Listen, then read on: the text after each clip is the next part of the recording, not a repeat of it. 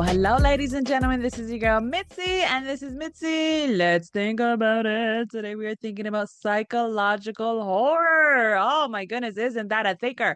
And luckily, I have Wes here who's going to help us think about this in a whole new way. So thank you so much for coming onto my show, sharing your time and your perspective.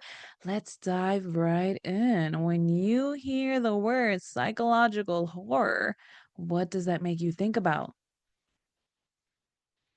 It makes me think about where you're experiencing something because here's the thing with art, capital A, not art.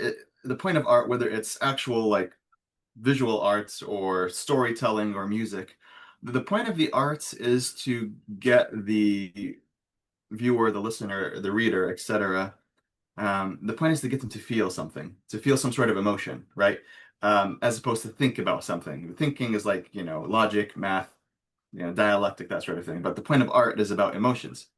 And so the specific emotions that horror as an overall genre is trying to get you to feel are feelings obviously of fear, disgust, dread, etc. And so there's different subcategories of horror. Like for example, the Friday the 13th movies, right? They're not really psychological horror because it's just like a giant dude with a machete who's just like cutting down horny teenagers, chasing them around the woods. It's not really about the psychology, it's just about the fear of escaping the monster or the killer, right? Whereas the Yeah. psychological horror is more about, you know, there's a little bit more emphasis on the internal world of the person, right? Okay. That they might have done something in their life in the past that they're guilty about, that they're trying to hide, or maybe something happened to them, like some sort of trauma or something that they're trying to kind of suppress. Um, and the point of psychological horror is to say, hey, for this character who has this dark past for whatever reason, let's see what happens if we create a situation where we force them to confront it. And if that's the center of the story, if that's the primary focus of the story, then you could say that's psychological horror. So I, that's I, what I would say. Yeah. well, I like your interpretation. I like your understanding because it gives you a broad perspective on what horror really is and the divisions that it can actually fall into.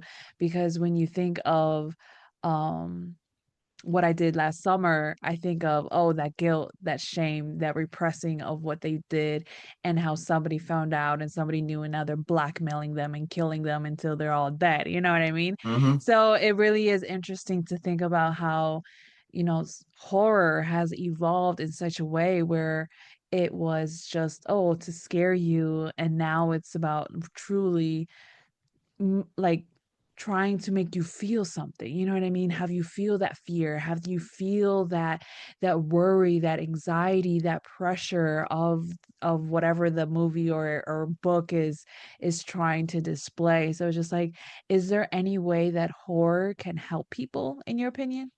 Yeah, interestingly enough, yeah, and I think maybe to help it would be good to step back. So, sometimes you hear this term. There's like the beautiful and the majestic, or to use an older term, like a beautiful and the sublime. And there's this idea that and it's a very old idea. Like, like my Brotherhood of the Wolf graphic novel, dark fantasy series has a lot of horror in it, including the psychological kind. And a lot of times it's based off of Islamic mysticism. And one of the big things about Islamic mysticism is, like, even if you like look in like the Quran, it's like this constant tension and release, tension and release. This idea of like God as a majestic being who, creates exploding galaxies and lions that like rip out the throats of deer, etc. But at the same time creates, moms loving their babies, um, you know, uh, just like you know, uh, rain that people can grow, drink from, and grow crops from, etc. So there's always this idea of like the majestic and the beautiful. And essentially, a person can interpret the world as seeing those two attributes constantly, um, constantly being engaged with each other. Just to give you like kind of a funny example, I don't know if you've seen recently the story of there's this tech CEO guy. The company's called Astronomer, and Yeah, yeah, it's all over social media. So essentially, he's a tech CEO and he's married, right? And he has an employee who's like the chief HR person, like the chief of people. And we're at a Coldplay concert together, right? And you Oh, know how that like, one. yeah, Oh, okay. Yeah, I y- just y- heard about it this morning. I didn't even realize. yeah, yeah. And so like how sometimes concerts they do kissing cams where they just like take random like they just put somebody on the spot like with a well this guy was holding this his HR lady and they're like all lovey-dovey and then the camera's on them and like oh shit and so because like they're at the very least he's married. I'm not sure about her but like there's cheating going on clearly and so they're like trying to hide and etc. And somebody made the joke that it's been years since Coldplay made a single, but tonight they made two. So the reason I mentioned this example is like you think about those guys, right? So like oh they're in love, so there's this kind of like lovey-dovey and stuff going on, and so you could say that that's the element of the beautiful, right? But then they're cheating, and so they're eventually caught, and then there's all this humiliation and home breaking, etc. And now that's the majestic aspect. So you could say like that's an exaggerated version of like these constant two attributes constantly working throughout the world, and you could say our entire lives are like that, right? And so and that goes even as far as the fiction that we like to see. So like the beautiful, like for example, like a more beautiful genre is like love, right? The love genre, the romance genre, where it's just literally all about love. Um, but there are but then there's the sublime, where people are kind of attracted to the darker aspects of thing, like death and decay and pain, etc. And that's not necessarily to say that that in and of itself is a bad thing. It's just the human being kind of getting in tune with two different forms of this sounds really new agey and cringe, but two different forms of energy within them, right? Two different, like it's the yin and the yang, right? And so horror, what it specifically does is that it looks at the majestic, the sublime aspects of things, particularly about how we as human beings deal with death, right? So because we all know we're all gonna die. I'm sorry if this is news to anybody. We're all gonna Oh die. no. At a certain point, all those chocolate eclairs that we've been eating, it's gonna end one of these days. So, and probably it's gonna, depending on how many chocolate eclairs we eat, it might end sooner rather than later. But anyway, so there's this idea that people are constantly, uh, you know, thinking about death, even if they're not consciously thinking about it. So with horror, it's like, okay, let's explore that. And a lot of times it ties that in with themes of guilt and punishment. Yeah.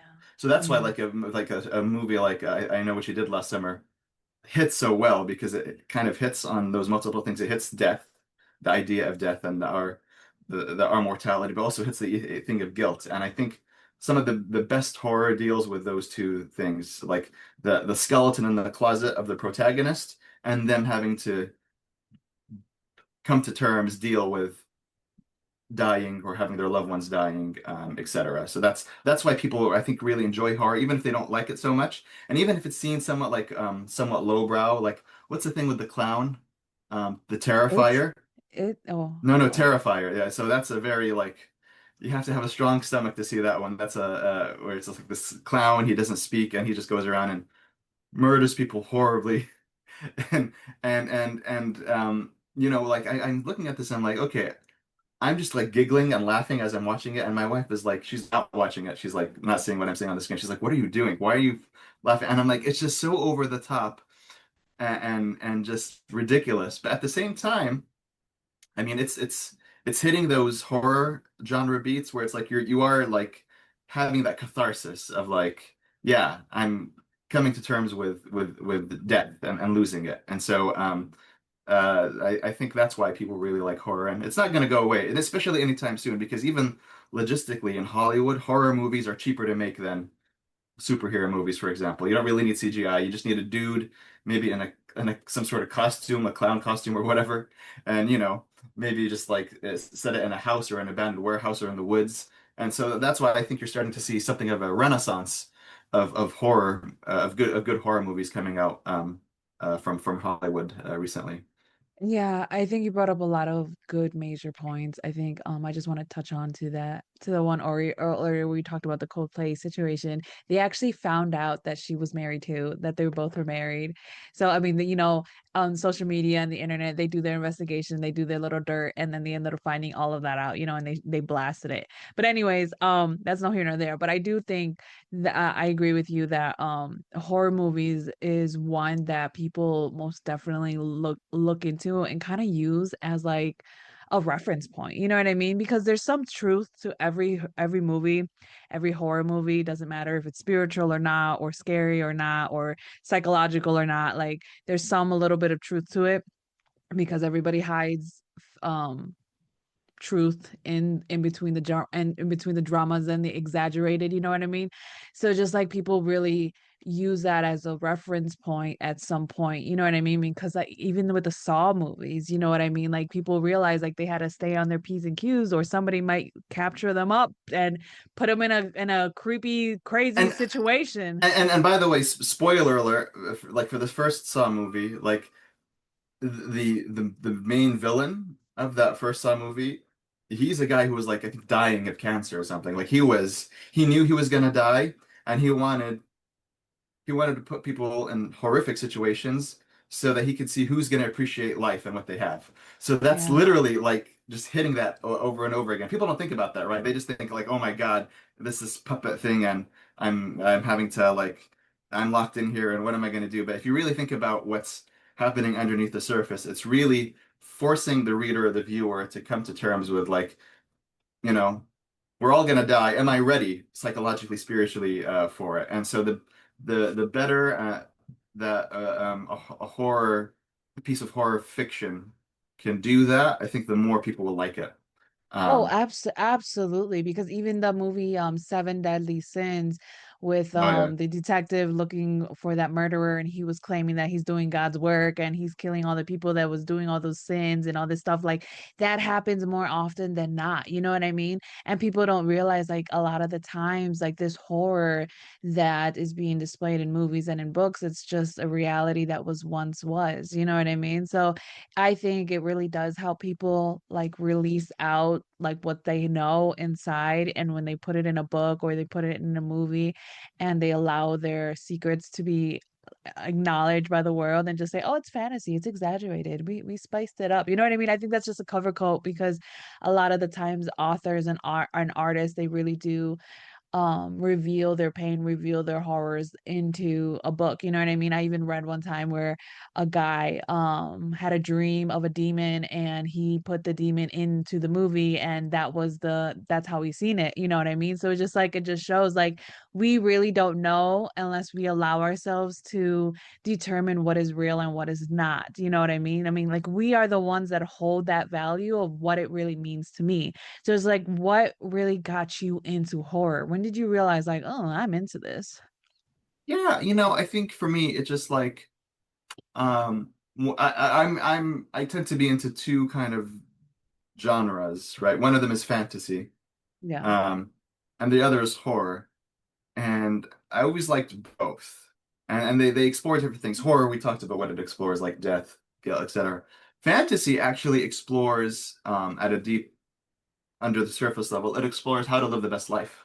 Like, how do you live a life with, how do you live the life with, with vitality and with creativity and etc. And like a classic example of that, it's very old school, but I think it makes the point is like The Wizard of Oz, where you Mm, notice like the old movie, like the original movie. So it's based off of a yeah. book, but then there's the movie, and then like the movie starts off like she's in her regular world on her farm in Kansas, and it's like black and white, right?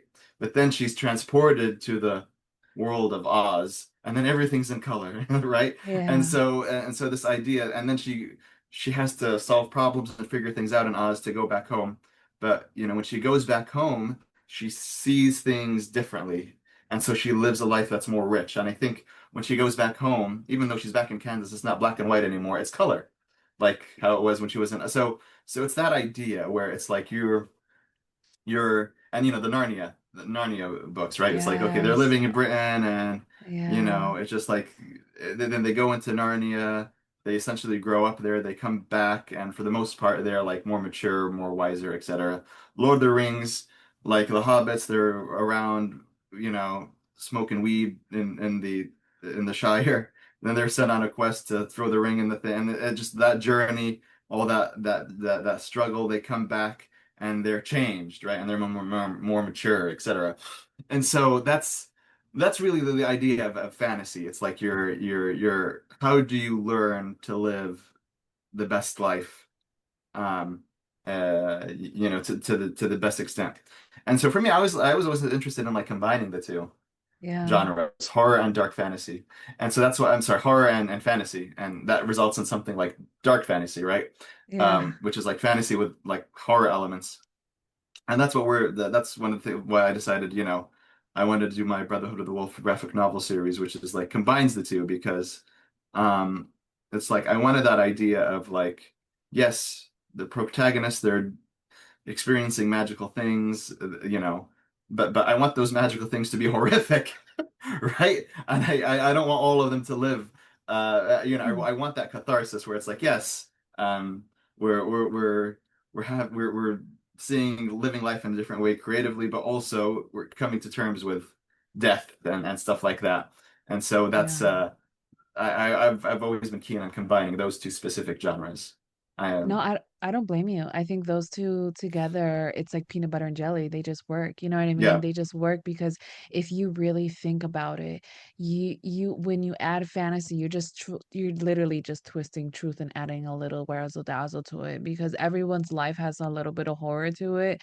But sometimes when you add that little extra exaggeration, that drama to it, it makes it more like surreal. Like, oh my goodness, how would I deal with that? How would I handle a big dragon coming at me? And you know what I mean, killed my mom, what would I do? Like in the character continued on walking, but you might actually stop your whole life and dig a hole and stay there. You know what I mean? Because people don't know what they're going to do until they're actually confronted with it. But when you read books and you watch movies, you put yourself in that situation and you allow yourself to really think about it. And then yeah, it's like you said, it gives you that twist because of Narnia and Lord of the Rings. I mean, all of these great authors, all of these great directors, all of these great movies and shows that just depict the reality of what will you do to survive, you know what I mean, what will you do to continue forward. yeah. And I think that's the beauty of writing is that we can kill people off and not actually go to jail. You know what I mean? And like my first chapter of my novel, somebody dies, and it's a good thing because that's one has to go. You know what I mean? But it makes the Yeah. story, and I think that's the beauty of just writing because it's like you can see it without it actually being in front of you. You know what I mean? And I guess it leads me to my next question, like why did you even start writing? Yeah, so it was um it was I really to think scratch my own itch. Yeah, it was oh, really to scratch my own itch. I had to think deeply about that question because I was always into the creative stuff when I was younger, and there's a certain, you know, I know. there's a certain element like for people who are like in the creative stuff, especially if they're extroverted, Yeah.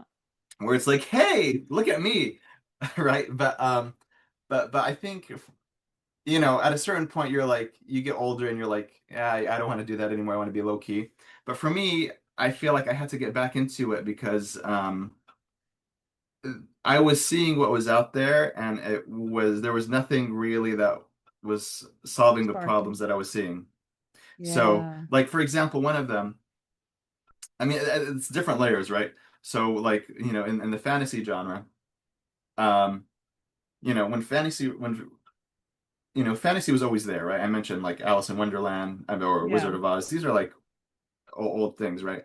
Um, but then J.R.R. Tolkien came with the Lord of the Rings and he changed everything, right? But for the pretty much a good chunk of the 20th century after Tolkien, like everyone was just kind of doing a Lord of the Rings clone.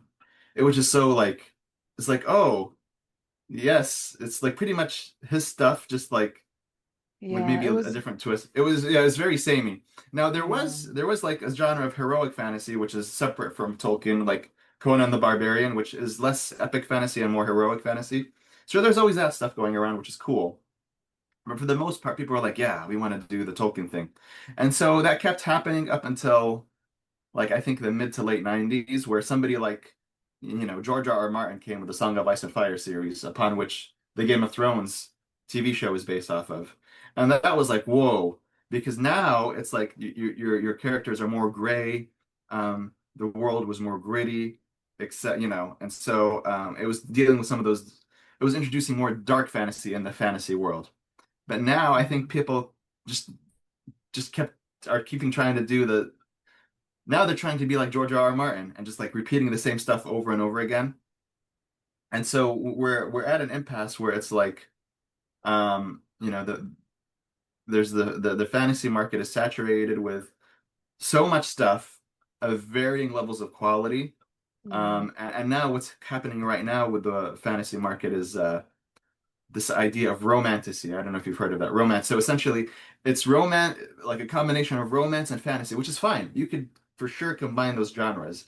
But now it seems like if you go to I'm not joking, Mitzi, if you go, I literally did this a few days ago. I went to local Barnes and Nobles here in the greater Seattle area and there's like a fantasy section. And one side it said cozy fantasy, and the other side said dark fantasy. I'm like, well, let me check out the dark fantasy section. I looked, and it was just like all this romance stuff. And I'm like, that's really weird. Like, where's the actual, Dark. where's the stuff? Yeah. Yeah, yeah. So for me, it's just like there's these constant trends happening, and I'm like, listen, I just want to tell a great story that's set, and it was setting that people haven't seen before, hence the 15th century Ottoman Empire, right? Yeah. Because like our characters, like they're literally like some of them have turbans and wear harem pants. Which you don't typically see generally when you do a fantasy. It's like a fake version of Britain or France or something. Yeah. But we're introducing monsters that are like very that I think monsters that touch on nerves of modern people more than just like rehashing the same werewolf vampire stuff. Even though we have Yeah. some of those, but we interpret it differently. So that even though it's in a like late medieval setting, it hits people modern people in a very different way. So for example, in the first story arc, we have one of the main monsters is not just a demon, but a demonic automaton, right? And so that's my way of exploring AI and how we're dealing with AI. But essentially, it's like a demonic cyborg, but in the late 15th century. Another thing is like these these like fae type fairy creatures that abduct children and suck out their energy, right? And that deals with like Ooh. people always like modern people always being worried about their parents.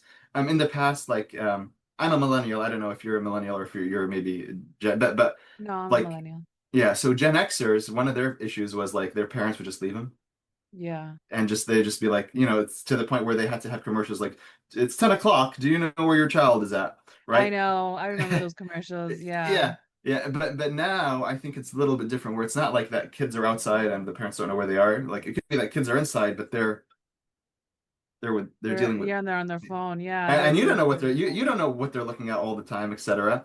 And so this idea that like there are forces out there that are always trying to like prey on your vulnerable children, and you might not have full control of that, right?